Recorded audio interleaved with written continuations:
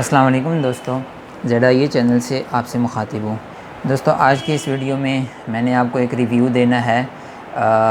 Digital clamp metre है जो AC और DC के मुख्तलिफ़ किस्म के वोल्ट, करंट और एम्पेयर्स नापने का काम करता है। जैसा कि आप लोग स्क्रीन पे सामने देख सकते हैं दोस्तों, ये जो क्लैंप मीटर है, ये आम रिवायती क्लैंप मीटर जो कि आमतौर पर आप लोग वापडा कंपनी वालों के पास, बिजली तरसील कंपनी जो है उनके पास देखते हैं। लेस्को, पेस्को, फेस्को, इन सब के पास जो है एक क्लैंप मीटर ऐसा होता है जो कि आमतौर पर उससे वो लोगों की जो बाहर मीटर लगे होते हैं उनकी तारों के ऊपर लगा के तो उनका लोड वगैरह चेक करते रहते हैं। लेकिन दोस्तों, ये याद रखना है कि वो क्लैंप मीटर और इस क्लैंप मीटर में बहुत फ़र्क है। वो क्लैंप मीटर सिर्फ़ और सिर्फ जो है AC के एम्पेयर्स और करंट नाप सकता है, जबकि DC के लिए उसका ये मॉडल जो है ये AC और DC दोनों के लिए काम करता है। यूनिटी कंपनी है दोस्तों, और UT 203 इसका मॉडल नंबर है। इसमें बाकी मॉडल्स भी आते हैं जिनमें जो है आमतौर पर DC नापने की सलाहियत नहीं होती।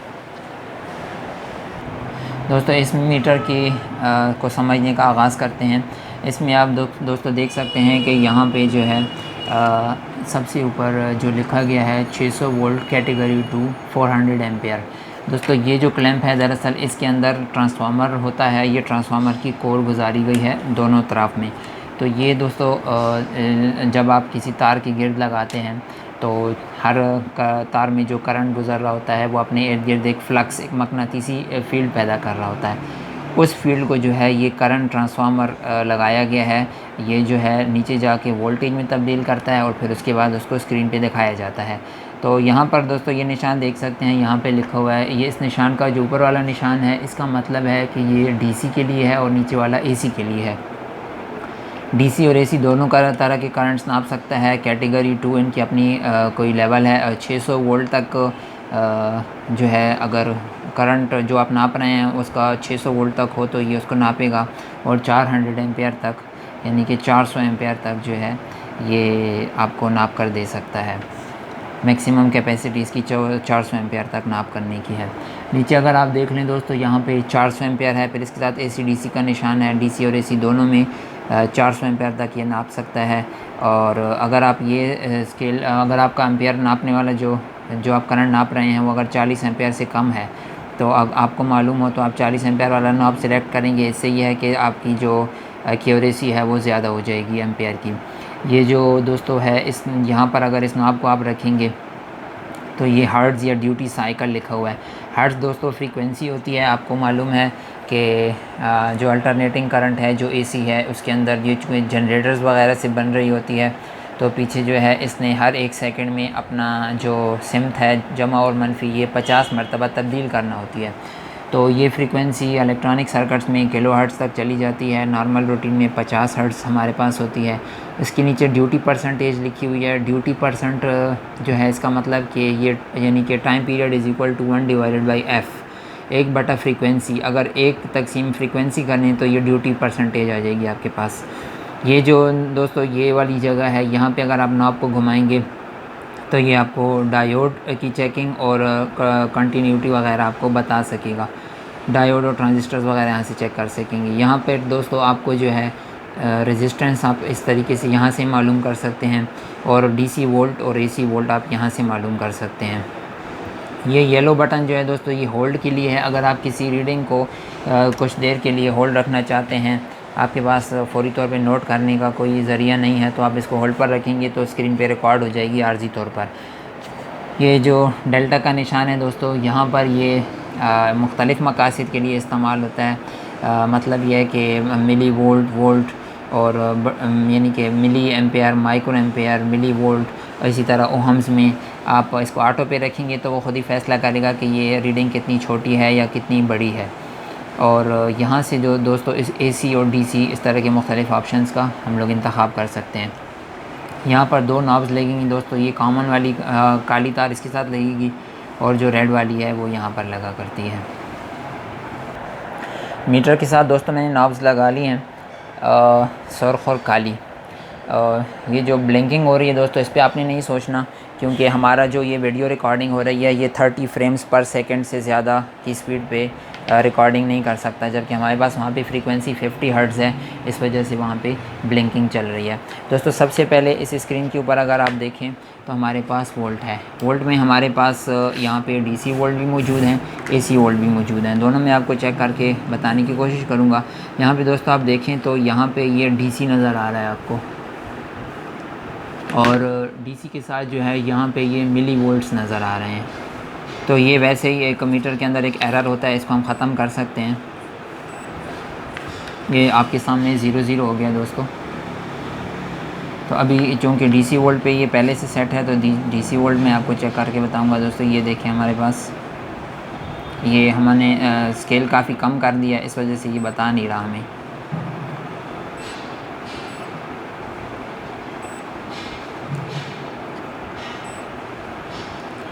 ये आप देख सकते हैं 12.37 वोल्ट इस वक्त हमारे पास इस बैटरी के अंदर मौजूद है, और ये मैंने डीसी पे रखा हुआ है।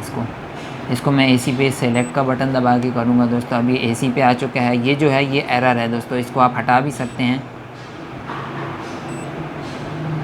ख़त्म भी हो सकता है, लेकिन इसको हमने ऑटो पे ही रखना है। इसको मैं ऑफ़ करके दोबारा ऑन करता हूँ ताकि ये ऑटो पे आ जाए। ये इस वक्त ऑटो पे है।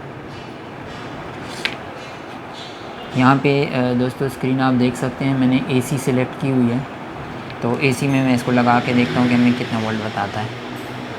इस वक्त हमारे पास एसी में दोस्तों 206.2 यानी कि 206 वोल्ट हमारे पास आ रहे हैं। इसी तरह जो हमारे पास अगला स्केल है वो ओहम का है। तो दोस्तों ओहम चेक करने के लिए मैंने 1-2 चीज़ें रखी हैं, वो आपको बताता हूँ। अब रेजिस्टेंस के मेन्यू पे मैंने इसको सेट किया हुआ है ओहम पे। यहाँ पे दोस्तों आप देख सकते हैं, इसके ऊपर मैं इस रजिस्टर का जो है ओहम चेक करूँगा।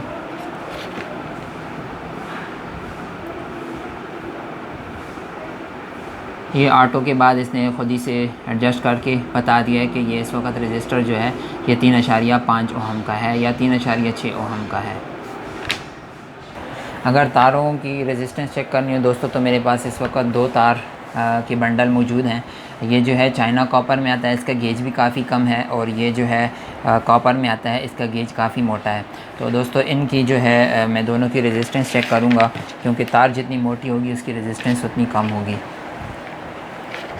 आप जैसा कि देख सकते हैं दोस्तों, ये वाली तार जो है मैंने लगाई, तो इसकी रेजिस्टेंस हमारे पास ये ऑटो पे सेट होने के बाद अब बता रहा है हमें कि इसकी रेजिस्टेंस हमारे पास तकरीबन 6.4 ओहम है। इसकी निस्बत दोस्तों ये जो कॉपर वाला बंडल है, ये मैं आपको दिखाता हूँ।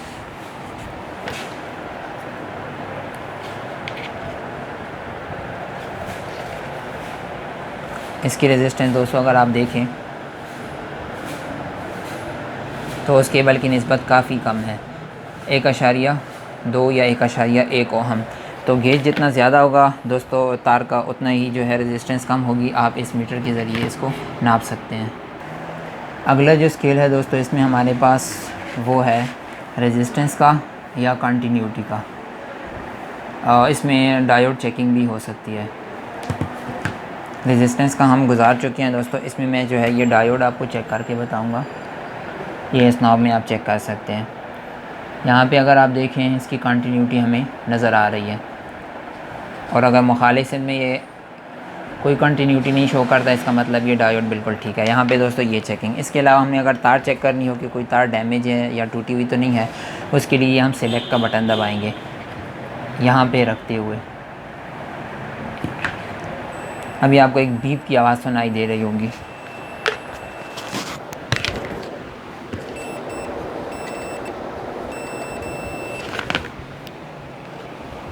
तो दोस्तों अगर कोई भी एक्सटेंशन चेक करनी हो कि बीच में कहीं कटी हुई तो नहीं है, तो उसका यही तरीका है कि इसको जो मीटर है उसकी नॉब को यहाँ पे रख के आप देख सकते हैं ये तार के दोनों सिरे मैंने पकड़े हुए हैं, और यहाँ पे ये बीप का बचा रहा है।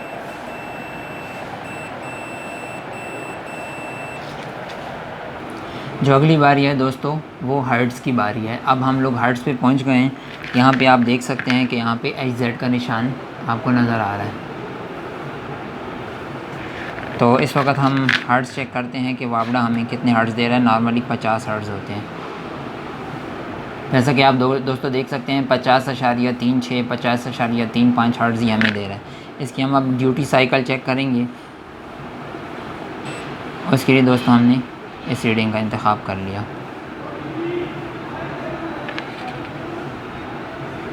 आप देख सकते हैं इस वक्त ड्यूटी साइकिल इसका जो है वो 49.4 आ रहा है, यानी 1/50 आप जब करेंगे।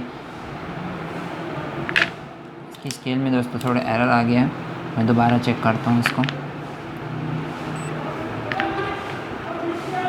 तो ये उसका जो है ड्यूटी साइकिल है 49.4%।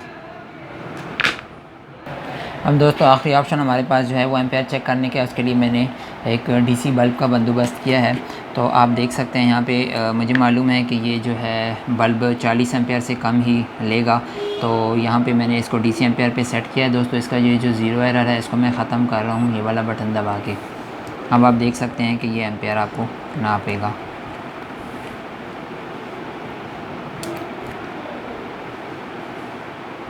ये इस वक्त दोस्तों 5.93 एम्पेयर ले रहा है। तो दोस्तों एम्पेयर जो है डीसी के इस तरह चेक होंगे। दोस्तों अगर आपको हमारी वीडियो पसंद आई है तो इसको लाइक करें, इस पर कमेंट करें और इसको सब्सक्राइब करके इसके साथ मौजूद बेल के आइकन को प्रेस करें। अल्लाह हाफ़िज़।